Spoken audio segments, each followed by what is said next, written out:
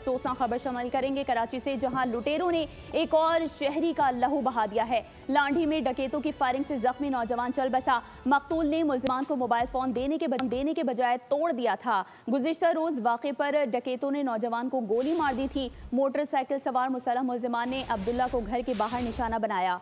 मजीद तफसीलात जानेंगे खुर्रम गुलजार से। खुर्रम, मजीद क्या डिटेल्स आ रही हैं?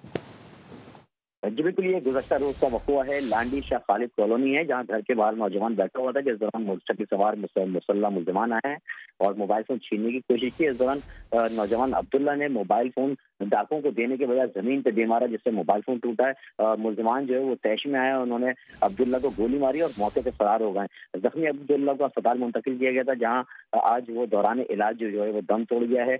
तमाम इलाका मकीनों का कहना है कि इलाके में वारदातें रोज का मामूल बनती जा रही हैं और पुलिस जो है वो गश्त ना होने की वजह से डकैत जो है वो लूट मार की वारदातें कर रहे हैं। बाद रवां साल में अब तक डाकुओं की फायरिंग से लूट मार के दौरान मजहमत करने पर 11 शहरी हैं, उन्हें कत्ल कर दिया गया है। जी ठीक है खुर्रम, आपका बहुत शुक्रिया। सब्सक्राइब करें और बेल दबाएं ताकि कोई खबर रह न जाए।